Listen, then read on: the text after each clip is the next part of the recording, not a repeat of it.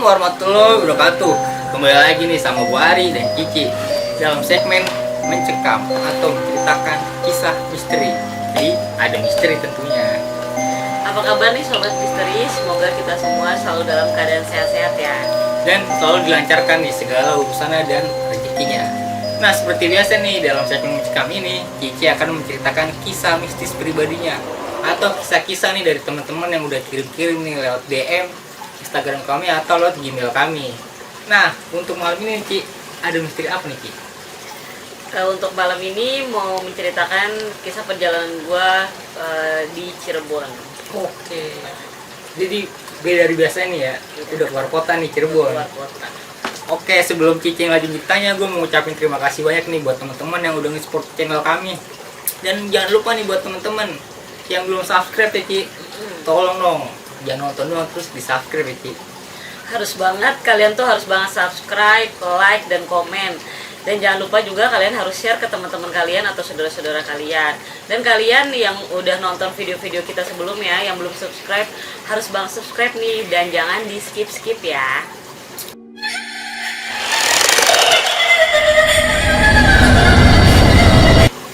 Oke, untuk kali ini gue mau ceritain perjalanan gue ke Cirebon. Jadi waktu itu ada acara nih, mau ada acara di Cirebon dari keluarga suami gue, gitu. Dan posisinya di situ gue berangkat malam karena pulang dari kerja. Oh. Iya, gue berangkat kurang lebih jam 2 malam dari sini. Jam 2 malam, yang itu gue berangkat bertiga. Gua, laki gua, sama saudaranya laki gua, om lah gitu. Kita bertiga berangkat dari sini menuju Cirebon. Di sepanjang perjalanan, awal perjalanan itu tuh aman-aman aja seperti biasa, kita ngobrol, cerita-cerita segala macam gitu. Nah, pas udah di tengah perjalanan itu tuh tiba-tiba kayak ada yang menghampiri gua nih. Karena gue posisinya itu duduk di belakang sendirian, laki gue bawa mobil, nah omnya ada di sebelahnya dan gue di belakang. Gue duduknya tepat di belakang omnya. Dari situ tiba-tiba ada yang duduk di samping gue. Terus dengan muka pucat dan diem aja gitu. Gue nggak mau nanya dia mau ngapain, gue diem juga aja kan. Nah, nggak lama kayak ada yang berisik nih di belakang. Ternyata di belakang pun ada beberapa sosok juga. Itu sosoknya anak-anak. Ini lu diikuti sama anak-anak sih. Sama anak-anak. Nah, kita terus melaju jalan. Enggak lama omnya tidur. Omnya Jamal tidur. Omnya tidur. Akhirnya gue juga kayak ngerasa ngantuk-ngantuk gitu kan. Cuman laki gue bilang jangan tidur dulu, temenin gitu kan. Dari situ gue lihat laki gue tuh kayak ada yang niup-niup gitu, kayak ada sosok yang niupin mata laki gue pas dia lagi ngendarain mobil. Jadi kayak gitu, biar dia ngantuk lah gitu kan. Nah, di situ posisinya sih gue abis dari situ, ya udahlah biarin aja. Gue cuma sempet jangan awas jangan di situ gitu, jangan ganggu orang lagi ngendarain mobil. Gue ngomong kayak gitu. Sosok apa? Itu sosok apa? Kayak gimana? Itu kayak anak kecil, terus dia ada di depan. Ini kan laki gue lagi nyetir nih, dia bener-bener di sininya nih, terus dia sambil gitu, kayak nyut-nyut kayak gitu. Cuman karena gue udah bilang jangan ganggu, terus gue juga ngantuk banget posisinya di situ karena kita kan berangkatnya juga udah jam 2 malam ya. Akhirnya gue tidur di situ, dan ya gue nggak tahu apa-apa ya. Nah, nggak lama laki gue ngebangunin, terus dia bilang tadi sempet tidur pas dia lagi ngedarin mobil. Dia ngomongnya kayak gitu. Itu bahaya banget tuh Ki. Makanya parah banget, dan untungnya dia kesadar. Kalau nggak sadar ya nggak tahu deh nasibnya gimana kan. Oke, singkat cerita kita udah sampai di lokasi tujuan di Cirebon. Kita istirahat dulu sebentar, terus kayak ya makan dulu, terus kayak mandi dulu segala macem. Sempat istirahat juga, gue tidur juga tuh sebentar. Nah, udah malam lah ya, kurang lebih jam setengah 7 lah. Jam setengah 7-an akhirnya gue keluar nih. Karena gue lihat yang lain udah pada tidur. Dan yang di depan pelataran itu yang ngumpul adalah cowok-cowok gitu kan. Kan gak akan nyambung obrolannya nih sama gue ya kan. Akhirnya gue memilih keluar. untuk nyari kopi lah gitu. Keluar dari situ gue kayak ada gang kayak gitu kan, terus juga di situ ada kayak pemakaman gitu, di sebelah kanan tuh ada pemakaman. Nah nggak jauh dari pemakaman itu di situ ada tempat kayak warung-warung kopi gitu, warung-warung kopi. Akhirnya gue mampirlah ke situ. Di situ posisinya gue cuma sendiri juga sih, nggak ada orang lain sama sekali kecuali banyak lah yang kopi. betul. Wah, lu nggak ikut tuh?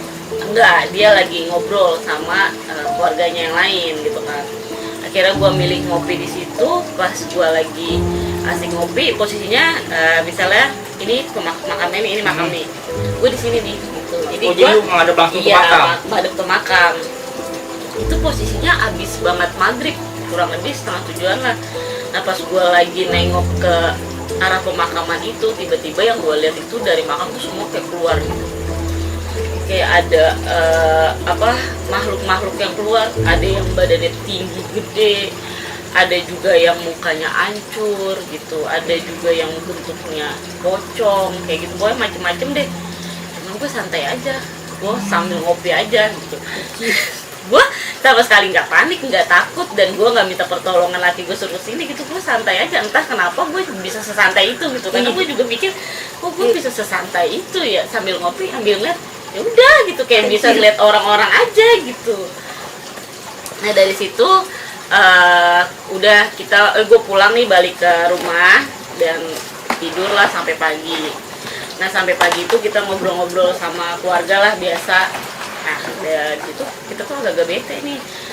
Ntar sore kita jalan yuk gitu, cari makan di luar gitu, karena emang kan bosen ya di dalam rumah doang kan. Nah akhirnya gue jalan bertiga juga tuh, gue, laki gue sama saudaranya laki gue, tapi bukan yang awal kita dateng nih. Wah, Ya pas pas pergi, beda. iya beda.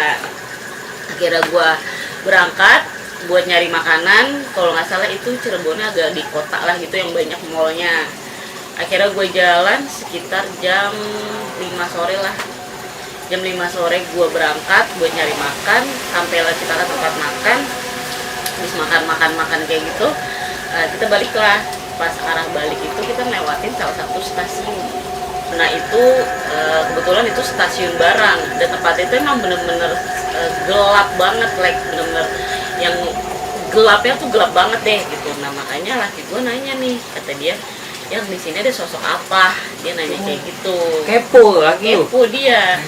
Nah sosok yang ditanya ini marah, nggak suka dia ditanya-tanya nih. Dia langsung bener-bener ada di mobil gua, bener-bener ada di dalam mobil posisinya di saat dia laki gua nanya. Dia langsung bener-bener di mobil, dan dia ngomong ke gua gini, dia mau gue tampakin muka gue, intinya kayak gitulah. Terus gue bilang jangan. Yang ada laki gue takut kan, atau shock kan ngelihat sosok yang bener-bener serem banget kayak gitu kan. Nah pas dari situ dia langsung kayak ini muka laki gue, dia langsung bener-bener di depan matanya banget, di depan muka laki gue banget gitu. Situ gue bakal, maksudnya dia ngomong nih, sosok ini ngomong, ya dia bakal nampakin mukanya ke laki gue, karena dia kan pengen lihat nih ada apa aja nih di sini gitu. Ya gue berusaha buat jangan sampai laki gue nih ngelihat sosok ini, karena sosok ini benar-benar nyeremin banget gitu. Serem banget sih, kayak gimana sih sosoknya sih? Kurang lebih sih mirip kayak badannya kayak Hulk gitu, tapi mukanya tuh serem banget kayak gitu. Hitam gitu badannya. Pokoknya serem banget deh, badannya tuh bener-bener, ya pokoknya sosok yang serem banget menurut gue ya. Nah dari situ ya udah, gue udah nyampe rumah lagi. Akhirnya gue istirahat tuh. Akhirnya itu gue ketiduran tuh. Gue sempat ketiduran, dan gak lama itu gue kayak lari ke kamar mandi. Sorry ya, ini tuh diceritain sama laki gue, karena gue di sini posisinya nggak sadar gitu. Oh, oke. Ini menurut cerita laki gue, dan dari keluarganya juga yang ceritain kejadian di saat itu. Karena di saat itu gue beberapa kali nggak sadar lah, intinya kayak gitu, nggak sadar dalam arti gue dimasukin gitu. Nah dari situ katanya pas gue tiduran tiba-tiba gue lari ke kamar mandi, dan gue tuh diem lama di kamar mandi kayak gitu. Udah diketok-ketok tapi gue diem aja nih, nggak keluar. Nah nggak lama setelah diketok-ketok terus, akhirnya gue keluar dari kamar mandi. Nah gue keluar dari kamar mandi, gue lari keluar. Jadi di luar itu kayak ada kali kecil gitu, dan gue mual-mual dan muntah-muntah di situ. Gue pokoknya muntah-muntah, mual-mual, kayak pokoknya mualnya parah gitu deh, lumayan. Nah dari situ gue kerasukan sosok yang di stasiun tadi. Ngikut sampai rumah Ci? Ikut, karena dia itu marah. Intinya adalah dia ngomong kalau dia tuh nggak suka nih ditanya-tanya di sini tuh ada sosok apa gitu. Nah dari situ berlanjut tuh, nggak dia doang yang masuk. Dari situ keluar, akhirnya ada yang masuk lagi, sosok kuntilanak. Sosok kuntilanak masuk ke gua dan katanya gua ya ketawa ngikik gitu deh. Nah dari situ juga dia keluar, masuk lagi sosok pocong. Dan tiba-tiba katanya gue dari duduk itu gue langsung berdiri dan gue langsung lompat-lompat itu, dan laki gue pun berusaha buat nangkep, tapi katanya badan gue tuh kaku banget, kayak bukan badan manusia gitu. Nah di posisi itu gue juga dipanggilin lah kayak ustadz yang ada di sana gitu, buat ngeluarin sosok-sosok yang ada di badan gue biar nggak ngegangguin gue lagi gitu. Nah dari situ akhirnya gue sadar, dan ya udah gue udah sadar dan maksudnya udah benar-benar full sadar deh gitu. Udah keluar semua tuh Pak Ustadz? Udah keluar semua. Akhirnya gue istirahat, dan besoknya kita mutusin buat pulang ke Jakarta. Dalam perjalanan dari Cirebon ke Jakarta tuh biasa aja, nggak ada gangguan sama sekalipun gitu kan. Sesampainya di rumah itu kebetulan nyampe rumah tuh agak-agak malam ya, karena kita berhenti di satu tempat gitu di saat di perjalanan. Pas gue nyampe rumah itu ada sosok anak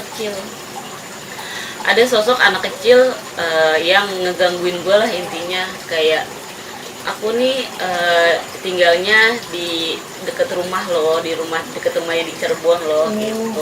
Jadi ada yang ngikut tuh Ci? Ada yang ngikut, sosok anak kecil. Nah terus sempet ngerasukin gue dan dia ngomong katanya dia tuh tinggalnya di situ, dan sempet dibacain doa juga sama laki gue kan, dan dia ngikutin setiap ayat-ayat yang laki gue bacain gitu. Jadi laki gue bacain, dia juga ikut gitu, dan dia bilang aku tahu kok doa ini karena aku di pesantren kayak gitu. Itu biasa dengar kalimat-kalimat kayak gitu ya? Iya, makanya dia dibacain sama laki gue, dia ngikutin tuh. Dan laki gue nanya, ngapain kesini gitu kan, terus sekarang maunya apa gitu. Dan dia cuma bilang anterin dia pulang gitu. Dia minta anterin balik lagi ke sana gitu kan, ke Cirebon lagi tuh? Ke Cirebon lagi. Dan itu ya nggak mungkin lah gue lakuin sama laki gue buat ngebalikin dia, secara itu posisinya besoknya gue udah mulai kerja nih gitu kan. Nah dari situ juga ada nenek-nenek nih yang ngerasukin gue lagi setelah anak kecil ini.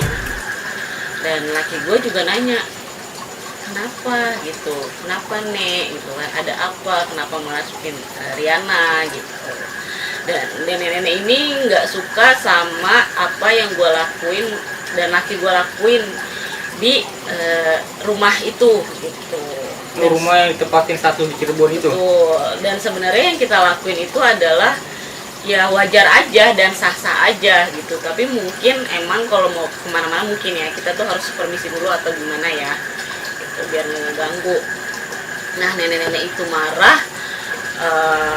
Pokoknya dia bener-bener kayak nggak suka banget nih apa yang gue lakuin gitu kan. Nah akhirnya Jamal juga ya udah maafin kalau emang kita ada salah segala macam.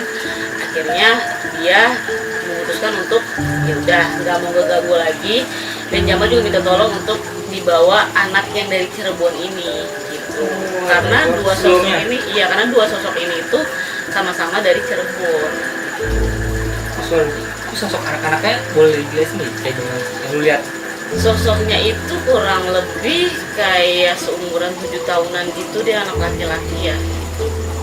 Dan kalau untuk nenek-neneknya gitu kayak nenek-nenek biasalah gitu, cuman agak bungkuk jalannya. Dan setelah itu udah sih nggak ada gangguan lagi. Oke, itu udah alhamdulillah tuh aman tuh Ci ya. Alhamdulillah aman, cuman ya abis itu gue kayak suka sakit-sakitan. Ya abis sakit drop gitu, kurang lebih gue waktu itu sakit sampai 1 minggu setelah kejadian itu ya. Mungkin itu karena efek lu sering kerasukan kali ya, Ci? Bisa jadi. Bisa jadi ya. Bisa jadi. Nah, kira-kira gimana tuh teman-teman cerita yang dari Cici bawain tadi? Menurut gue sini cerita ngeri banget ya. Dan mungkin ada beberapa pelajaran yang bisa kita ambil. Kayak jangan lupa berdoa sebelum kita bepergian agar selamat sampai tujuan dan selamat dalam perjalanan. Dan buat temen-temen nih yang suka kepo-kepo banget, gue saranin banget jangan deh. Apalagi kalau masalah yang tak kasat mata kayak gini. Dan buat temen-temen yang suka jalan-jalan nih, jangan lupa permisi atau salam-salam kalau masuk ke tempat baru. Nah, Ci, gimana tuh caranya buat temen-temen kalau punya cerita horor juga? Buat kalian yang punya kisah-kisah misteri, kalian bisa kirimin langsung ke Ada Misteri Channel atau bisa juga langsung hubungin ke nomor telepon ini. Nanti kita bisa ceritain cerita-cerita kalian di podcast ini, atau kalian juga mau datang ke sini bisa banget, tinggal hubungin kita ya. Oke, ditunggu nih teman-teman. Oke, cukup kali ini videonya. Mohon maaf kalau ada salah kata, mohon maaf kalau masih banyak kurangnya. Gua Riki pamit. Wassalamualaikum warahmatullahi wabarakatuh.